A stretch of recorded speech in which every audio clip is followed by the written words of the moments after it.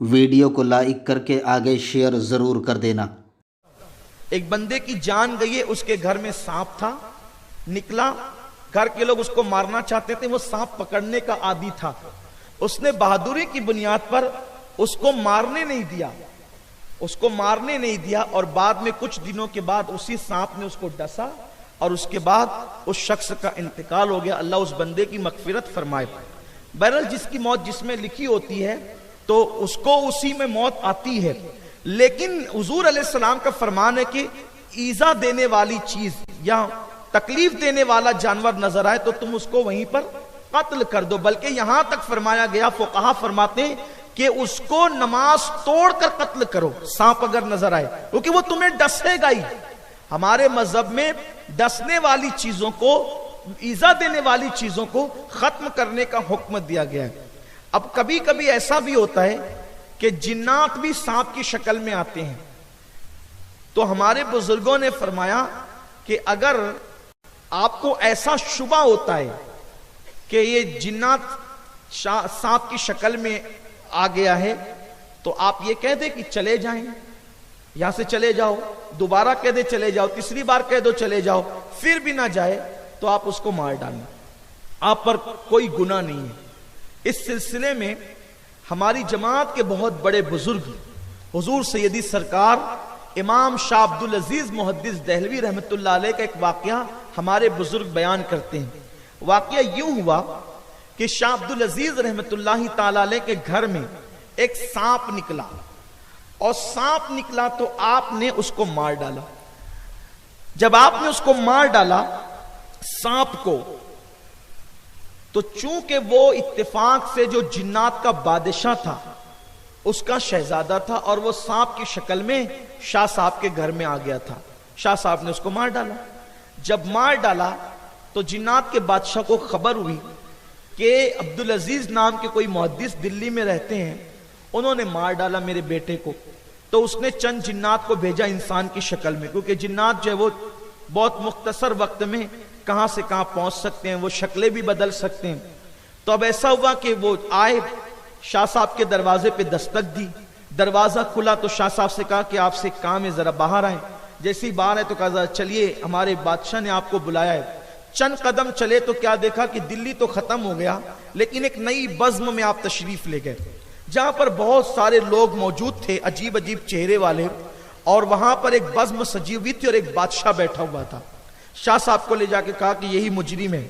شاہ صاحب نے کہا میں نے کیا جرم کیا ہے؟ تو بادشاہ نے کہا آپ نے میرے بیٹے کو قتل کیا۔ شاہ صاحب نے فرمایا میں نے کسی کے بیٹے کو قتل نہیں کیا۔ کہا وہ جو سانپ آپ کے گھر میں تھا وہ میرا بیٹا تھا۔ شاہ صاحب نے فرمایا تیرا بیٹا تھا یا کون تھا مجھے نہیں پتا، میں تو اتنا جانتا ہوں کہ میرے حضور کا فرمان ہے قتل الموذی قبل الایذا، ایسی چیز کو قتل کر دو جو تمہیں ایذا پہنچائے، اور اس سے پہلے اس کو قتل کر دو کہ وہ تمہیں ایذا پہنچائے، ایذا پہنچانے سے پہلے تم ایذا پہنچانے والے جانور کو قتل کر دو۔ میں نے تو حضور کے فرمان پہ عمل کیا ہے۔ اب آپ بادشاہ جنوں کے اور آپ کہتے ہیں کہ میرے بیٹے کو قتل کر دیا تو ہم بھی تمہیں قتل کریں گے، میں نے حضور کے فرمان پہ عمل کیا ہے، آپ کیسے مجھے قتل کر سکتے ہیں؟ تو بادشاہ نے کہا کیا یہ حضور کی حدیث ہے؟ انہوں نے کہا بالکل حضور کی حدیث ہے۔ کہا ہمیں نہیں پتا کہ حضور کی حدیث ہے۔ تو شاہ صاحب نے فرمایا آپ کو نہیں پتا تو میں کیا کروں،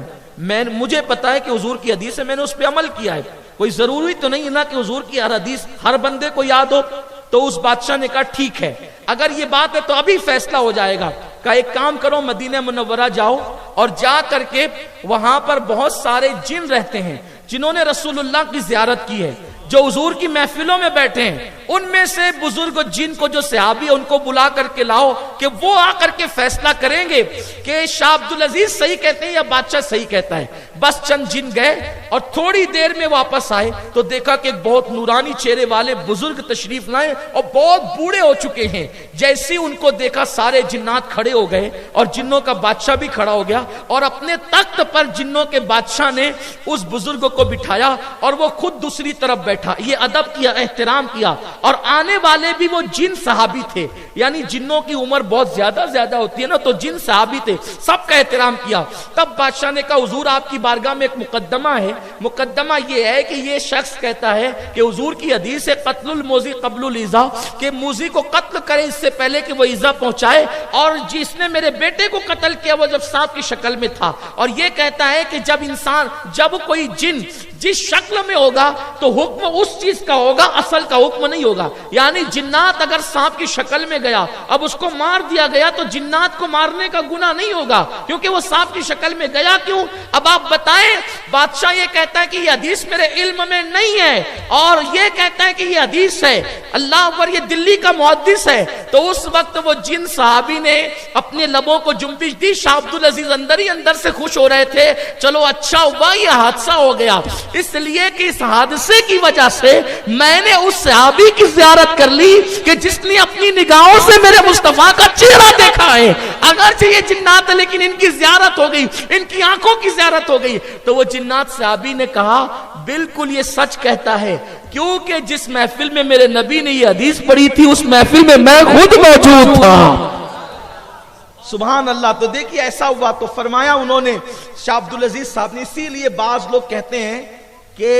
شاہ عبدالعزیز رحمت اللہ تعالی علیہ کو بعض لوگوں نے تابعی بھی کہا ہے کہ انہوں نے صحابی جن کی زیارت کی ہے اور ان آنکھوں کو دیکھا ہے۔ میرے امام اہل سنت کہتے ہیں نا، جو آنکھیں رسول پاک کو دیکھتی ہے پھر اس کی شان کیا ہوتی ہے، خدا ان کو کس پیار سے دیکھتا ہے جو آنکھیں ہیں محو لقائے محمد۔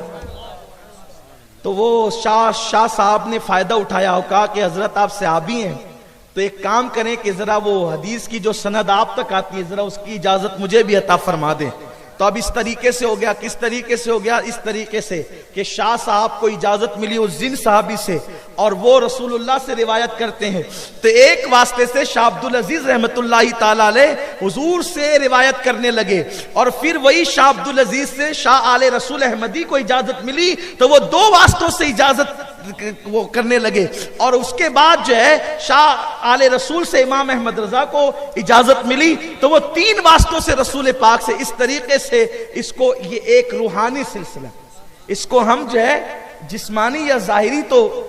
پر محمول تو نہیں کرتے، لیکن یہ ایک روحانی سلسلہ ہے جس کی برکت ہمارے بزرگوں کو نصیب ہوئی ہے، اور یہ بہت بڑی سعادت کی بات ہے میرے، اور کچھ ہمارے اسلاف جو بہت بڑا دل رکھتے ہیں، اگر اس کو کوئی جسمانی طور پر بھی محسوس کر لے یا اس کی برکتوں کا اعلان کر دے تو کوئی عیب کی بات نہیں ہے۔ میرے آقا علیہ السلام کے دیوانوں تو حضور علیہ السلام فرماتے ہیں کہ اگر کسی نے سانپ کو یہ سوچ کر کے چھوڑ دیا کہ اس کی ناگن مجھ سے بدلہ لے گی، ناگن مجھ سے بدلہ لے گی، تو وہ ہم میں سے نہیں ہے، یعنی سانپ نظر آئے تو اس کو قتل کر دینا چاہیے۔ ہمارے مذہب میں سانپ کو دودھ پلانا نہیں ہے، اپنا مذہب اس بات کی اجازت نہیں دیتا کہ سانپ کو دودھ پلائیں، آپ دودھ پلائیں کہ کھیر پلائیں، وہ آپ کو ڈسے گا بہرحال، اس لیے سانپ کو پالنے کی اجازت نہیں ہے، اسلام نے سانپ پالنے کی اجازت نہیں دی۔ حضور فرماتے ہیں سانپ جہاں نظر آئے اس کو قتل کر دیا جائے، اور میرے امام کہ شہزادے حضور سیدی مفتی اعظم فرماتے ہیں دشمن جاں سے کئی بدتر ہے دشمن دین کا،